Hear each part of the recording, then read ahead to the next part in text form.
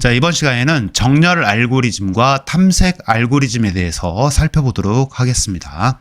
자, 첫 번째 정렬 알고리즘입니다. 정렬 알고리즘은 우리가 일상생활에서 많이 사용할 수 있는데요. 자, 어떤 많은 데이터를 특정 기준에 따라서 순서대로 나열한 것을 우리는 정렬이라고 할 수가 있겠죠. 자, 정렬은 정렬 기준에 따라서 작은 것부터 큰 순서대로 나열하는 것을 우리는 오름차순 정렬이라고 하고, 그 반대 개념을 내림차순 정렬이라고 이렇게 부르고 있습니다. 자, 정렬을 활용할 때는 출석부 같은 거 이름이 가나다 순으로 대부분 돼 있죠.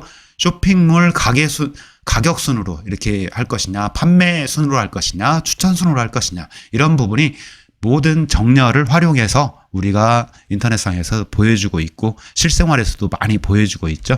쇼핑몰 이거는 가격 순으로 보여주고 있죠. 첫 번째는. 두 번째는 도착한 메시지 순으로. 세 번째는 놀이공원 앱에서 놀이공원 대기 순으로 이렇게 정렬을 시켜주는, 우리가 일상생활에서 많이 볼 수가 있는 게 정렬 알고리즘입니다. 자, 그래서 여기에서 소개하고 있는 정렬 알고리즘의 종류는 두 가지를 소개하고 있는데요. 버블 정렬과 선택 정렬을 소개하고 있습니다. 자, 버블 정렬을 한번 살펴보게 되면요. 자, 버블 정렬의 원리는 인접한 두 개의 데이터를 비교를 해서 자리를 교환하는 가장 단순한 알고리즘입니다. 자, 밑에서 한번 보게 되면 정렬하기 전 5, 2, 7, 3이 있다 라고 하게 되면 이것을 어떻게 하겠다? 오름차순 정렬을 한번 하겠다 라고 하게 되면 버블 정렬이죠. 버블은 버블 거품이 막 나는 거죠. 그래서 이렇게 버블 이렇게 옆에 있는 거하고 정렬을 하고, 또 그 다음에 있는 거하고 정렬을 하고, 이렇게 정렬하는 식으로 이렇게 해서 거품이 생기듯이 작성을 하는 게 버블 정렬이 되겠습니다. 한번 그림으로 다시 한번 그려보게 되면 4개가 있으면 한 번, 두 번, 세 번, 네 번 정렬을 하고, 또 옆에 있는 것과 이렇게 3번 정렬을 하고, 2번 정렬을 하고, 마지막 한 번을 정렬을 하게 되면 마무리가 되는 부분을 우리가 그림을 머릿속으로 그려보면 이게 마치 거품이 나는 듯이 정렬을 한다라고 해서 버블 정렬이 되겠습니다. 자, 버블 정렬이 진행되는 과정을 한번 살펴보도록 하겠습니다. 자, 좀 더 확대를 시켜서 살펴보도록 할게요.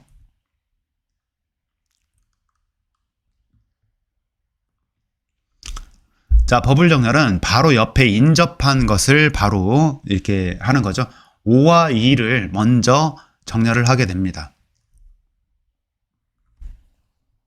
5와 2를 먼저 정렬을 하게 되는데, 5와 2를 비교를 해봐서 적은 숫자는 앞으로, 큰 숫자는 뒤로 보내는 거예요. 그래서 이게 5와 2 중에 2가 적기 때문에 한번 교환이 이루어집니다.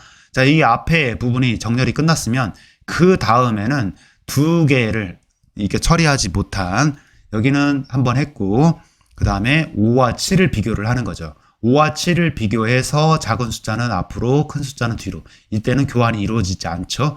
자, 그 다음에 7과 3을 비교를 했을 때 7과 3에서 3이 적기 때문에 한번 교환이 이루어집니다. 자, 이렇게 이루어지고 첫 번째 1단계에서 맨 마지막 끝에 있는 게 가장 큰 값으로 고정이 되게 됩니다. 2단계에서는 이제 큰 값이 정렬이 됐으니까 이 앞에 있는 세 부분만 정렬을, 세 개의 원소들만 정렬을 하면 되겠죠. 자, 그래서 위의 과정처럼 두 개를 정렬해서 앞에 두 개 교환이 이루어지지 않고 있죠. 그 다음에 5와 3을 비교해서 3이 더 크기 때문에 이때 교환이 한번 이루어지고, 이때 여기가 세 개 중에 가장 큰 값이 오게 되는 겁니다. 자, 그 다음에 세 번째 단계에서는 이제 정렬이 안 된 두 개를 비교를 해보고, 큰 값이, 적은 값이 앞에 있고 큰 값이 뒤에 있으니까 그대로 교환이 이루어지지 않는 상태에서 여기에 있는 부분이 끝나게 되는 거고, 마지막 단계에서는, 정렬 단계에서는 이렇게 2가 마무리가 돼서 이렇게 버블 정렬이 마무리가 되는 겁니다.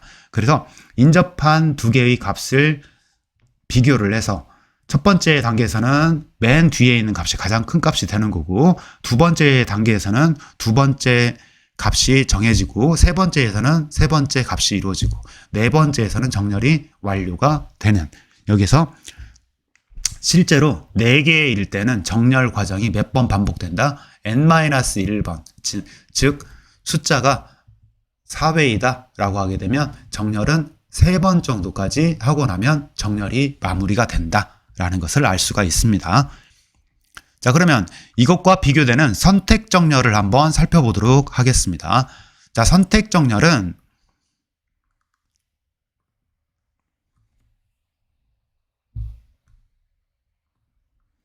정렬할 데이터의 첫 번째 위치값의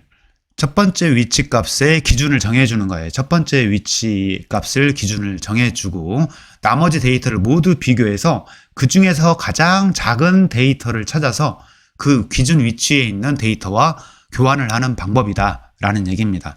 그러니까 선택 정렬은 뭘 선택한다? 내가 어떤 기준을 선택을 해서 그 기준을 어떤 기준에 의해서 맞추겠다 라고 하는 부분이 되겠습니다.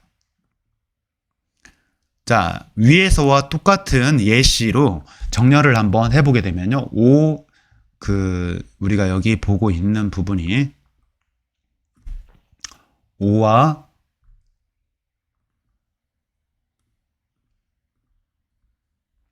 자, 정렬하기 전 카드를 한번 살펴보게 되면요. 5와 2, 7, 3이 있습니다. 위에 있는 데이터와 동일하죠. 자, 기준을 한번 잡게 되면 첫 번째는 선택 정렬은 기준을 정해 놓는다는 얘기예요. 1단계에서는 맨 첫 번째 값의 기준을 정해 놓고 자, 바로 옆에 있는 값과 비교를 합니다.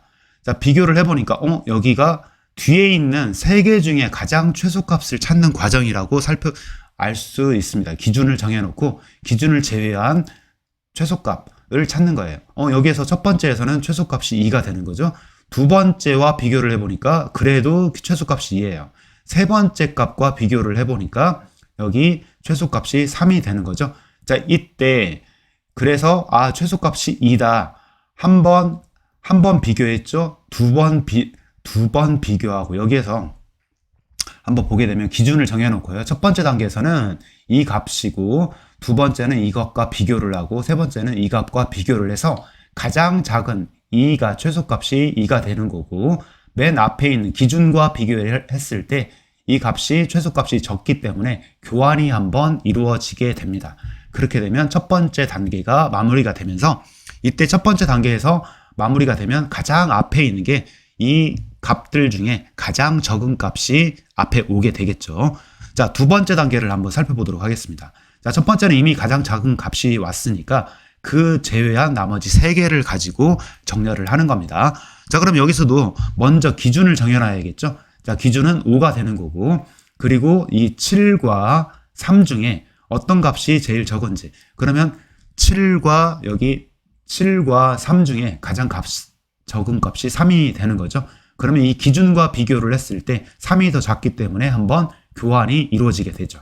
교환이 이루어지게 되면 이렇게 2, 3 두 개의 값이 적은 값으로 적은 순서적으로 이렇게 정렬이 되게 됐고요. 그 다음에 3단계에서 보게 되면 이제 기준을 정해놓고 최소값 이것과 비교를 해보면 뒤에 있는 값이 적기 때문에 또 한 번 교환이 이루어지게 되겠죠. 이렇게 세 번째 단계를 끝내고 나면 이렇게 정렬이 완료가 되는 부분이 바로 선택 정렬이 되겠습니다. 자, 위에서 설명한 것처럼 첫 번째 위치값을 기준으로 정해놓고 나머지 데이터를 모두 비교해서 그 중에 가장 작은 데이터를 찾아서 그 위치와 서로 교환하는 방법을 뭐라고 한다? 선택 정렬이라고 한다. 그래서 이 선택 정렬은 기준을 잡아놓는다. 그리고 뒤에 있는 값 중에 가장 작은 값을 한번 찾아내서 그 값과 비교를 하고 그 다음에 그 적은 값을 맨 앞으로 가져오는 과정이 되겠죠. 그래서 1단계에서는 가장 적은 값이 여기에 보면 첫 번째는 가장 적은 값, 두 번째는 두 번째로 적은 값, 세 번째로 적은 값 이렇게 순서적으로 적은 값을 찾아내서 정렬을 시켜나가는 과정이 되겠습니다. 이렇게 정렬을 하고 나면 무슨 정렬이 되겠죠? 오름차순 정렬이 되겠죠. 자, 그러면 내림차순 정렬은 어떻게 하면 되겠죠? 기준을 정해놓고 최대값을 찾아서 서로 교환을 하는 방식으로 교환을 하게 되면 오름차순 정렬을 수행할 수도 있습니다. 자, 일단 오늘은 여기 오름차순 선택 정렬과 버블 정렬 설명하는 부분으로 마치고 다음 시간에는 탐색하는 알고리즘에 대해서 살펴보도록 하겠습니다.